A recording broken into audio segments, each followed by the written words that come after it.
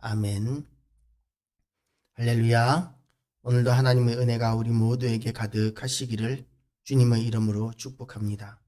이제 사울이 죽고 사울의 세 아들이 죽었고, 그리고 이제 다윗의 조각까지 끝이 났습니다. 그렇게 다윗이 사울과 요나단의 죽음을 슬퍼하고 애곡하던 그 기간도 이제 끝이 나고, 그 후에 이제 다윗이 할 일이 뭐가 남았느냐 하면, 하나님께서 다윗에게 사무엘을 통하여 기름 부으셨기 때문에 이제는 다윗이 왕이 되는 것만 남았습니다. 그러나 다윗은 조급하지 않았습니다. 서두르지 않았습니다. 이번이 기회라고 하지도 않았습니다. 다윗은 지금 이 상황에서 무엇을 어떻게 해야 할지를 하나님 앞에 또 여쭙고 있습니다. 다윗이 그냥 자기의 생각과 자기의 지혜대로 한다고 하면 여러 가지 일들을 해야 될 것이 바빴을 것입니다. 온 이스라엘 족속들에게 사람을 보내서 내가 여호와 하나님으로부터 기름 부음을 받은 진정한 이스라엘의 왕이기 때문에 나를 왕으로 인정하라고 이렇게 소식을 전하는 일도 바빴을 수 있습니다. 다윗이 이렇게 하나님으로부터 사무엘을 통하여 기름 부음을 받은 이스라엘의 왕이라는 사실은 사실 사울이 다윗을 쫓아다니는 기간 동안 너무나 많은 이스라엘 사람들이 충분히 알고도 남았을 만한 사건입니다. 그런데도 불구하고 다윗은 서두르지 않고 하나님 앞에 묻습니다. 다윗이 여호와께 여호와께 여쭈어 이르되 내가 유다 한 성읍으로 올라가리이까? 여호와께서 이르시되 올라가라. 다윗이 이르되 어디로 가리이까? 이르시되 헤브론으로 갈지니라. 하나님께서 이렇게 다윗의 기도에 질문에 응답하시고 헤브론으로 가라고 말씀하십니다. 다윗이 그의 두 아내 이스라엘 여인 아히노암과 갈멜 사람 나발의 아내였던 아비가일을 데리고 그리로 올라갈 때에 또 자기와 함께한 추종자들과 그들의 가족들을 다윗이 다 데리고 올라가서 헤브론 각 성읍에 살게 하니라고 이렇게 기록되었습니다. 헤브론에 갔더니 이제 유다 사람들이 와서 거기서 다윗에게 기름을 부어 유다 족속의 왕으로 삼았더라고, 이제 스스로 왕이 되는 것이 아니라 유다 사람들이 와서 다윗을 왕으로 세우는 그런 의식을, 대관식을 치르게 됩니다. 내가 직접 하려고 하면 여러 가지 부작용이 있을 수 있고 무리가 갈 수 있지만 이제 하나님께서 인도하심으로 말미암아 되게 하시니까 유다 사람들이 자발적으로 다윗에게 와서 기름을 붓고 왕으로 세우는 그런 일이 순탄하게 이루어집니다. 우리는 하나님의 뜻을 분별하는 것이 정말 중요합니다. 우리에게 발등에 불이 떨어져 있고 긴급한 일들이 너무나 많아서 조급하게 일을 처리해야 되는 그런 상황들이 많기 때문에 우리는 결정부터 하고 하나님 앞에 기도하는 경우들이 많이 있습니다. 그러나 우리는 하나님 앞에 먼저 기도하고 하나님의 뜻을 분별하는 훈련이 우리에게는 필요합니다.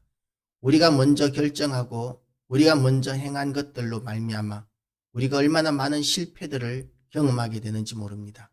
이런 수많은 실패들을 우리가 경험하면서 우리가 깨달아야 할 것이 다음부터는 절대적으로 내 마음대로 하지 말고 하나님의 뜻에 묻고 하나님의 뜻에 순종하는 삶을 살아야 되겠구나 하는 그런 각오를 새롭게 하는 것입니다. 이렇게 우리가 실패를 경험하면서도 배우지 못한다면 그 실패는 우리에게 너무나 큰 지출이 낭비가 됩니다. 인생의 낭비가 되고 물질의 낭비가 되고 시간의 낭비가 되고 사람의 낭비가 됩니다. 그래서 우리는 실패하지 않도록 하나님 앞에 묻고 그리고 하나님의 응답을 받아서 그 인도하심을 따르는 것이 정말 중요합니다. 어떤 사람이 다윗에게 말하여 이르되 사울을 장사한 사람은 길르앗 야베스 사람들이니이다. 이제 길르앗 야베스 사람들이 사울을 장사하였기 때문에 그 일에 대해서 다윗이 어떻게 반응할지 일반적인 상식적인 차원에서는 이제 다윗이 왕이 되었기 때문에 그 이전 왕 사울의 세력들은 다 쳐내는 것이 일반적인 상식입니다. 사울을 따르던 사람들은 다 진멸하는 것이 그것이 이제 일반적인 왕권을 유지하는 방법입니다. 옛날 중국에서 주원장이라는 사람이 명나라를 세웠을 때에 그때 주원장이라는 사람은 자기의 왕권을 강건하게 하기 위해서 얼마나 많은 사람들을 죽였는지 모릅니다. 수십만 명을 죽였습니다. 자기의 왕권을 공고하게 하기 위해서 그렇게 명나라를 세우는데 얼마나 많은 사람들을 죽였는지 모릅니다. 일반적인 나라들은 그렇게 세워지게 됩니다. 우리나라 같은 경우에도 대통령이 한 번 바뀌면 그 이전 대통령에 대해서 얼마나 탈탈 털어서 기어이 우리나라는 일반적으로 계속해서 감옥에 가게 됩니다. 그것이 이제 우리나라의 전통이 된 것이죠.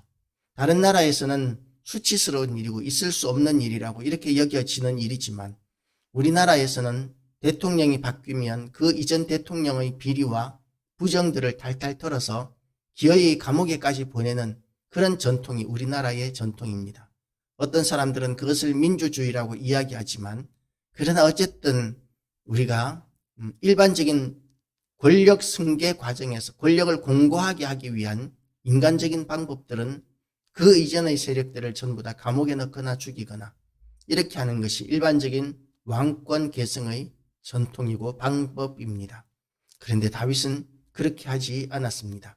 아직까지도 사울의 세력이 공고하게 남아있는 부분들이 많이 있는데 그런데도 불구하고 사울의 장례식을 치루어 줬던 그 시신을 수습하고 사울의 장례식을 치루어 주었던 길르앗 야베스 사람들을 칭찬합니다.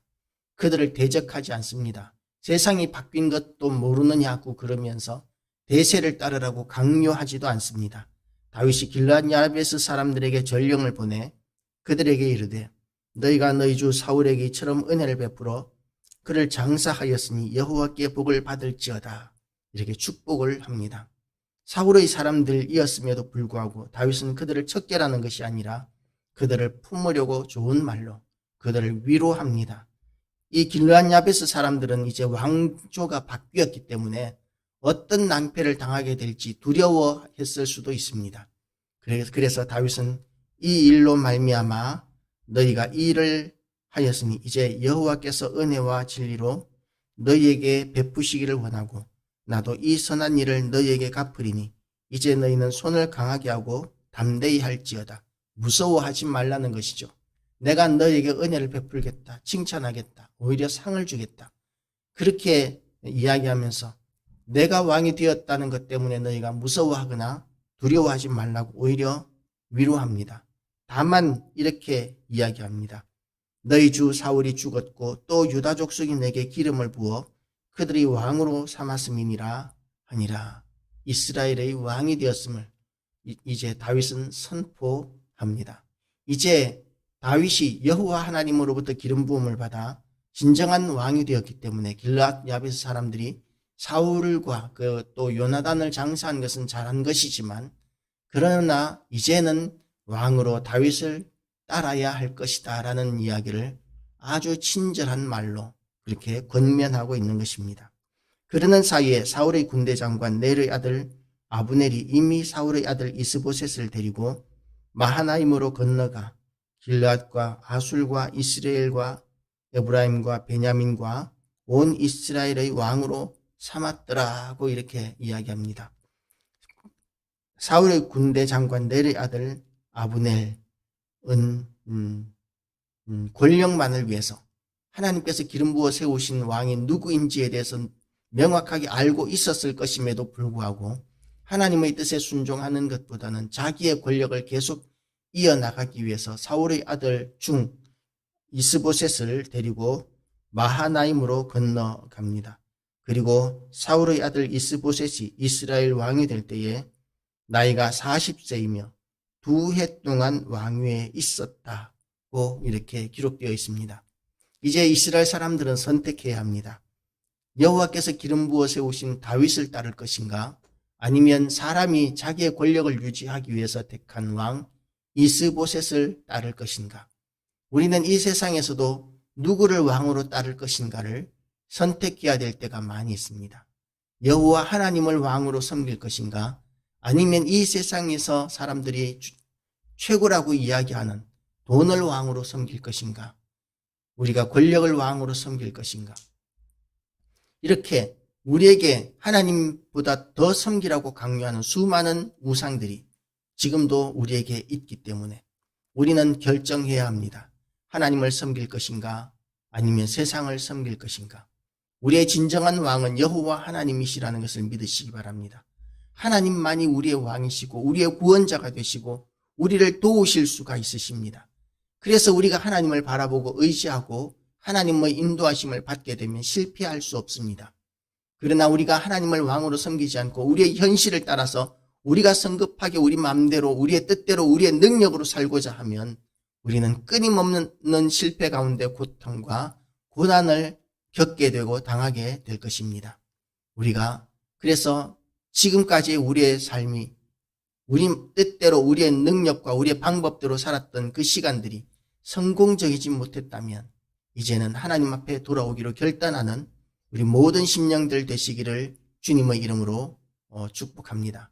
기도하시겠습니다.